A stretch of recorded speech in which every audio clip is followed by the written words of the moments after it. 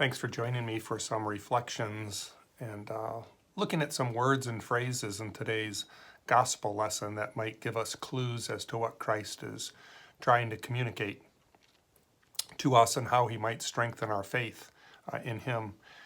So the gospel for today from Matthew, Jesus tells another parable. And the parable has to do with a landowner who leases his vineyard to some tenants. And when it comes time to collect his share of the produce, he sends some of his servants, his slaves, to collect his produce. And the tenants beat him up and send him out. So he sends more slaves. They beat them up and rough them up and send them out as well. So the landowner does this very strange, in some ways maybe generous act toward the tenants. Instead of going and holding them accountable, he says, I'm going to send my son. And certainly they will respect my son, the heir of all of my kingdom. So he sends his son, and the tenants see the son coming, and they say, you know what we can do? If we kill the son, we will gain his inheritance, which of course is horribly faulty teaching. But that is a parable that reminds us of who Christ is, right? So Christ is sent into the world after God had sent prophets and servants and followers that were just sort of beat up and dismissed over the years. But he says, certainly if I send my son, they will listen to him. So he sends Christ himself into the world. And of course we know what happens. Christ is not only beaten up, but he is crucified and he is killed. And so what should the owner, what should the king, what should God do to those who dismiss or beat up or kill his son? He asks the religious leaders of his day, what will the owner do? And they say they're going to, they should be put to a miserable death, the tenants. And so they kind of give the condemnation onto themselves. And then, of course, they realize that Jesus is talking about them. So here's my challenge for today, and that is what God calls us to do and how we normally respond. We said in Friday Bible study, we were wrestling with this gospel reading, and we said, you know, it seems like what people want for other people is justice. We want them to be held accountable. We want them to be held responsible. We want them to pay for the things they do wrong. So we want justice for other people. But usually for ourselves, we want mercy. We want God's forgiveness, his mercy, his gracefulness, his unconditional love. We want that when we make mistakes, when we share our brokenness, when we become self-centered or selfish. So we're called to love and help. We're called to extend mercy and to serve people who are in need. We're called to stand up for the weak and for the oppressed, for those who kind of get squashed down in our community, in our society, by things like racism or sexism, all sorts of isms that sort of hold people down. We're supposed to look out for the poor before we look out for the rich, because the rich have options, but the poor don't. We're supposed to look out for people who don't have health care, because they don't have many options if they get sick, but the people with health care do, right? So we're called to lean in our lives toward the people who are in need the most. But it seems to me that most of the time, instead of just being bold about leaning into and going for it and helping people who are poor, weak, sick, oppressed, ill, usually we ask some questions that prevent us from helping them. One of the questions we often ask is, well, who are they? Who are the people that need help, right? Are they gay or are they straight? we might want to know. What's their stance on abortion? Are they Republicans or are they Democrats? I want to know that before I make a decision on whether I help those people.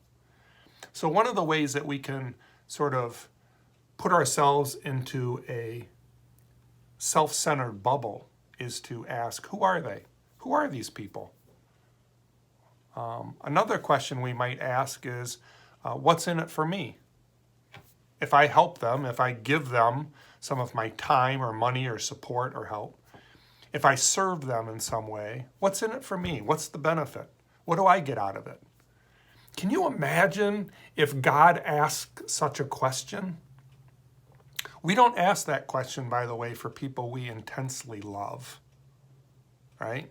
We don't ask that about our kids or our parents or our spouse, well, what's in it for me? Can you imagine how life would be if you asked that all the time? Can you help out with the dishes? Well, what's in it for me? Oh, it'd be a horrible existence. I think that's why Jesus calls us to love our enemies or love our neighbors as we love ourselves and the people close to us. To love our neighbor as we love God. We're supposed to just have that be our default, to love them. So what's in it for me is not a good question because that also isolates us from helping people in need. And the last question, the most insidious question that we usually ask, and it makes sense on the surface, but it doesn't make sense if you filter it through the love that God has for us. And that question is, do they deserve it? Do they deserve my help? Do they deserve my money? Do they feel sorry for what they've done? Have they repented enough? Have they recognized their mistake? Are they going to do it again? Right? All of those are just questions that are the same. They're different forms of the question, do they deserve it? Once we ask the question whether someone else deserves it, we put ourselves in the place of God. Not in the place of God's love, mercy, and forgiveness, but in the place of God's judgment.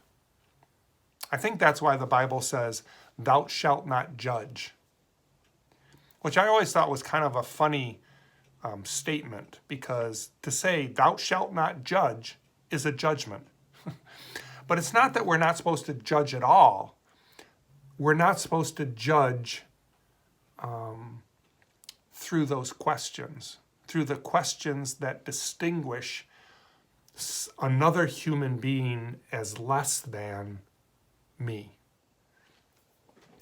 Do you see the things that you have, the blessings in your life, the money, the house, the cars, the healthy children? Do you see them as blessings from God? Or do you see them simply as something that you deserve? Because you've made the right decisions, because you've worked hard for it. I think personally, that's the fantasy that most of us would like to believe. That I'm just such a good person and I've made such good decisions in my life. That's why I'm now blessed with what I have. I don't know, I'm guessing if you were born into the slums of India, you probably wouldn't have what you have now. You might, but chances are you wouldn't. You were born into the right place, surrounded with the right people, given the right gifts and the education, perhaps, the right health care so that you could stay healthy. All of these things are blessings that God has given you along the way so that you might be a blessing to others. That's my take on the gospel lesson for today. We can get caught up in condemnation and judgment and all sorts of other things, or we can be people of hope that look for people who live in the corners of life, kind of pushed away into the darkness, so that we might go to them and bring them the light of God. thanks be to God for that. Thanks for listening. Feel free to share your thoughts. If you want to record a short video and send it to me, I'll be happy to watch that and incorporate some of those perhaps in these reflections. That would be kind of fun to do. All right, take care. Talk to you soon.